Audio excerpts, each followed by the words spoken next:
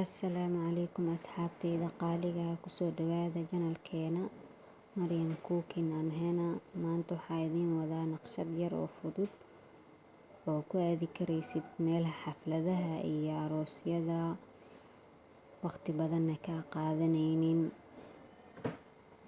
Flower aad u qurux badan oo fudud waaye, ka faa'iideysta asxabteyda.